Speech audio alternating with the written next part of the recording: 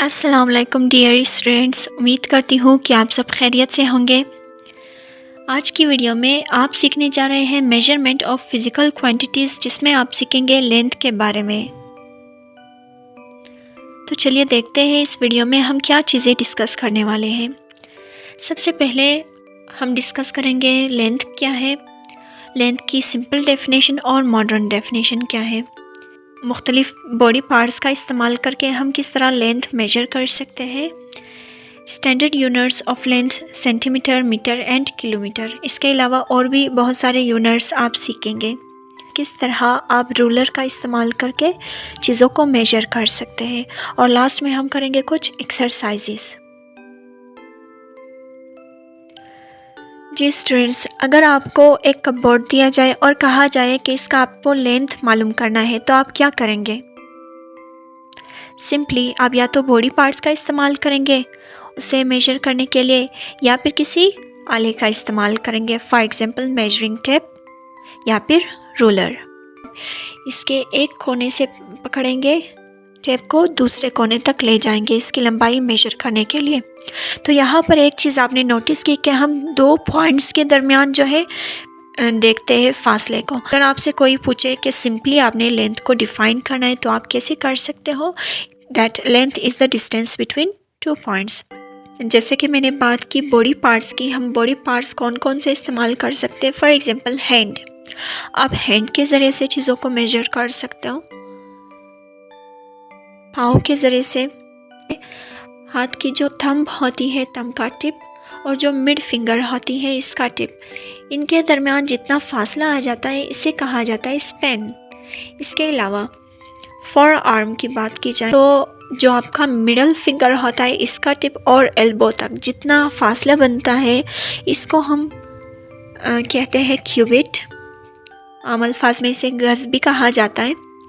इसके अलावा पाँव को भी हम देख सकते हैं कि इसे फुट कहा जाता है। हम कदम लगाते हैं तो एक पाँव का दूसरे पाँव के दरमियान जितना फासला बनता है वो कहलाती है पेस।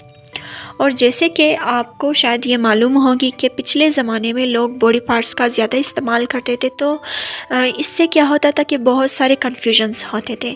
फॉर एग्ज़ाम्पल, अगर किसी को कहा जाता था कि आपने ज़मीन के एक हिस्से की पैमाइश करनी है, मिसाल एक इंसान अगर कदम लगाते थे तो उसके कदम क्योंकि बड़े बड़े होते थे, फॉर एग्ज़ाम्पल उसके कदम के हिसाब से आ जाता था 2 स्टेप्स, लेकिन कोई और इंसान अगर यही सेम लंबाई मेजर करते तो उसके हिसाब से आ जाती 3 स्टेप्स। तो इस तरह से कन्फ्यूजन्स पैदा होते, लड़ाई झगड़े होते और भी बहुत सारे मसाइल पेश आते लेन देन के मामलात में, या किसी कारपेट की लंबाई मालूम करने में, क्योंकि एक बंदे का जो है कदम ज़्यादा होता था, दूसरे का कम होता था। और भी बहुत सारी ऐसी चीज़ें थी जैसे कि मास वग़ैरह, यानी कि चीज़ों की वज़न करने में बहुत सारे कन्फ्यूजन्स पेश आते थे। तो इसलिए SI यूनिट्स मुतारिफ़ कराया गया।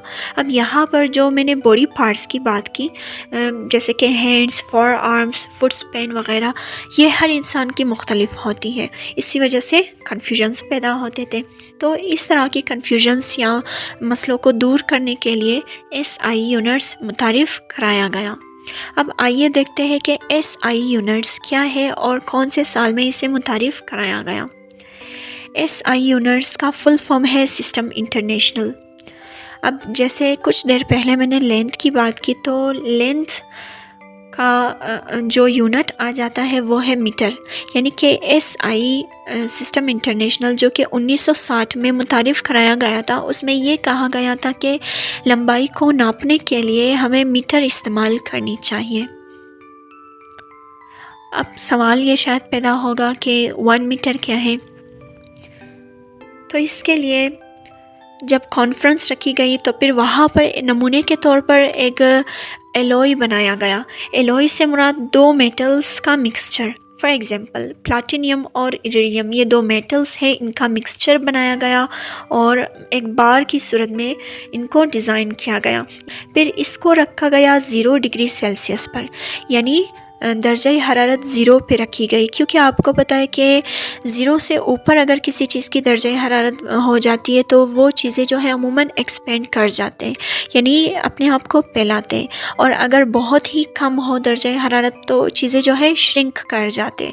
तो इस वजह से इनका जो टेम्परेचर है एलॉय का, ये ज़ीरो ही रखी गई है, और ये ना ज़्यादा हो सकती है ना कम, ताकि ये एक ही साइज़ में रह सके। तो नमूने के तौर पर ये प्लैटिनम और इरिडियम के एलॉय को रखा गया, और जितने भी बड़े लोग उस कॉन्फ्रेंस में 1960 वाले कॉन्फ्रेंस जो हुई थी उसमें जितने भी बड़े लोग दानिश्वर लोग जमा थे, उन सब से कहा गया कि इसी नमूने के हिसाब से ही आपने अपने मुल्कों में जाकर चीज़ों की पैमाइश करनी है, यानी लंबाई को नापना है।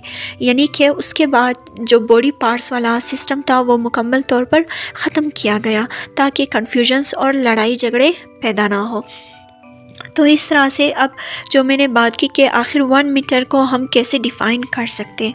1 metre is the distance between 2 marks made on platinum and iridium alloy bar kept at 0 degree Celsius in the International Bureau of Weight and Measures near Paris. यानी कि 1 मीटर वो फासला है जो कि प्लैटिनम और इरिडियम एलॉय बार के ऊपर दो अलामात के बीच होती है, और ये जो एलॉय है इसे कितने दर्जे हरारत पर रखी गई है, 0 डिग्री सेल्सियस पर।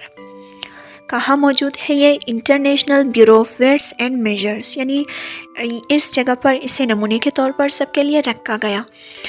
तो उसके बाद जो है यही 1 मीटर को देखकर ही सब लोगों ने इसके बाद चीज़ों की मेजरमेंट शुरू कर दी। अब जो मैंने बात की कि एलॉय जो रखी गई है International Bureau of Weight and Measures में, वहाँ पर ये एलॉय मौजूद है जो कि सामने आपको दिखाई जा रही है। इसके ऊपर आप देख सकते हो 2 मार्क है, एक ये वाला हिस्सा और एक ये वाला हिस्सा, यानी ये जो 2 पॉइंट्स है इनके दरमियान जितना फासला दिखाया गया है ये 1 मीटर के बराबर है। ये वीडियो है तो आप ऐसा ना समझे कि यही जो 2 इंच का आपको नज़र आ रहा है ये 1 मीटर हो, नहीं, मैं सिर्फ आपको पिक्चर दिखा रही हूँ। क्लियर। ये जो नमूना रखा गया है इंटरनेशनल ब्यूरो ऑफ वेट और मेजर्स में, इनके बहुत सारे कॉपीज़ भी बनाए गए। जितने लोग वहाँ गए थे और बाद में आने वाले लोगों ने इनके कॉपीज़ बनाए और अपने अपने मुल्कों में नमूने के तौर पर रखा, ताकि मेजरमेंट में कोई कमी बेशी या मतलब कोई शख्स जो है इजाफी मेजर ना करे चीज़ों को। 1 मीटर उतने ही लंबाई में रहे, यानी कि ना उससे ज़्यादा हो ना उससे कम हो। 1983 से पहले लोगों को लाइट की स्पीड के बारे में ज़्यादा मालूमात नहीं थी। तो जब साइंसदानों को लाइट के बारे में पता चला तो ज़रूरत पेश आई कि 1 मीटर को भी लाइट के स्पीड के हिसाब से वो डिफ़ाइन करें। तो एक न्यू डेफिनेशन सामने आ गई कि 29,97,92,458 सेकेंड्स में लाइट जितने फासले कवर करती है किसी वैक्यूम में से गुज़रते वक़्त, तो वो 1 मीटर के बराबर होगी। क्लियर। वैक्यूम क्या है? वैक्यूम मीन्स ऐसी जगह जहाँ पर हवा वगैरह कुछ भी मौजूद ना हो। अब ऐसी जगह कहाँ हो सकती है? फॉर एग्ज़ाम्पल मैं आपको सिर्फ एक एग्ज़ाम्पल दूंगी इसका, कि ज़मीन की ग्रेविटी जिस हद तक है, अगर हम उस हद से बाहर जाएं तो वहाँ पर देखी जाए वैक्यूम है, यानी हवा की मौजूदगी नहीं है। इसी वजह से जितने लोग जो है स्पेस में जाते हैं वो अपने साथ मुख्तलिफ़ चीज़ें ले जाते हैं सांस लेने के लिए, क्योंकि वहाँ हवा की मौजूदगी नहीं होती और सांस लेने में उनको दिक्कत महसूस होती है। नेक्स्ट है, हम लंबाई को मेजर करने के लिए कौन सी चीज़ें इस्तेमाल करते हैं? मीटर रूल और मेजरिंग टैप। अब आपको मालूम करना है लेंथ ऑफ अ पेंसिल, यानी आपके सामने अगर कोई पेंसिल या पेन पड़ा हुआ है, आपको उसकी लंबाई मालूम करनी है। आप क्या कर सकते हो? फॉर एग्ज़ाम्पल आपके पास जो बेसिक आला है वो है आपका रूलर। आप रूलर रखेंगे और उसके ऊपर जो नंबर्स लिखे हुए हैं वो आपको नोट करना है। रूलर को आप पेंसिल के बिल्कुल बराबर पकड़ेंगे। पेंसिल का जो एंड वाला हिस्सा है वो आप यहाँ 0 पे पकड़ें, जबकि दूसरा हिस्सा आपने देख लेना है कि किस नंबर पर रुका हुआ है। और एक चीज़ आपने नोट करनी है कि आंखों को आपने ठीक उसी नंबर के बराबर पकड़नी है जहाँ पर पेंसिल या पेन का निप मौजूद है। तो इस तरह से जो सामने आपको डायग्राम दिखाई जा रही है, इसमें आप देख सकते हो 9 सेंटीमीटर पेंसिल की लंबाई है। इस तरह से हम बाकी चीज़ों को भी मेजर कर सकते हैं, यानी किसी भी चीज़ का स्टार्टिंग पॉइंट और एंडिंग पॉइंट। यहाँ पर आपको रूलर या मेजरिंग टेप वगैरह जो कुछ आपके पास होगी वो आपको रखना है और मेजर करना है। और अगर आप फॉर एग्ज़ाम्पल किसी चीज़ को मेजर करते हो लेकिन आंखों को मेजरिंग टेप या उस पॉइंट के बिल्कुल बराबर नहीं पकड़ते जहाँ तक उसकी मेजरमेंट आ रही होती है, तो इससे फिर एरर पैदा होंगे, क्योंकि अगर आप आंखों को थोड़ा हट के पकड़ेंगे तो हो सकता है नंबर कम ज़्यादा आपको दिखाई दे। अब जैसे आपने सीखा था कि यूनिट जो है लेंथ के लिए मीटर रखी गई है, लेकिन मीटर से छोटे भी कुछ यूनिट्स हैं जिनको हम इस्तेमाल करते हैं छोटी चीज़ों की पैमाइश के लिए। फॉर एग्ज़ाम्पल सेंटीमीटर और मिलीमीटर। किलोमीटर जो है बड़ा यूनिट होता है मीटर की निस्बत से, और हम इसे लंबे फासलों को नापने के लिए इस्तेमाल करते हैं। For example distance between 2 cities और 2 कंट्रीज़। Kilo means 1000। तो अब हम मवाजना करते हैं कि 1 किलोमीटर कितने मीटर के बराबर होती है। 1 किलोमीटर बराबर है 1000 मीटर के। Unit smaller than metre are centimetre and millimetre, जिनको हम छोटे चीज़ों की पैमाइश के लिए इस्तेमाल करते हैं। For example notebooks, pencils, bottles etcetera. Centi stands for 100। तो इस तरह से 1 सेंटीमीटर बराबर होगा 1/100 मीटर के। 1 मीटर बराबर है 100 सेंटीमीटर के, यानी 1 मीटर को 100 छोटे हिस्सों में तकसीम किया जाए तो वो हर एक हिस्सा कहलाता है 1 सेंटीमीटर। Milli stands for 1/1000। तो इस तरह से 1 मिलीमीटर बराबर होगा 1/1000 मीटर के। 1 मीटर बराबर होगा 1000 मिलीमीटर के। आपको एक चीज़ नोट करनी है कि जो वैल्यू हम इस्तेमाल करते हैं फ़िज़िकल क्वांटिटीज़ की मेजरमेंट के लिए, और उसमें हम SI यूनिट्स इस्तेमाल करते हैं, तो वो वर्ल्ड वाइड सेम ही रहती है। ऐसा नहीं है कि वैल्यू डिफरेंट हो जाए। जैसे कि इससे पहले मैंने मेंशन की थी कि बॉडी पार्ट्स का जब इंसान इस्तेमाल कर रहे थे तो उसमें कमी या ज़्यादती हो रही थी किसी चीज़ के नापने के दौरान। किसी चीज़ की लंबाई एक इंसान के मुताबिक जो है कम आ रही थी, दूसरे इंसान के मुताबिक ज़्यादा आ रही थी। तो यहाँ पर ऐसा कोई मसला नहीं होता।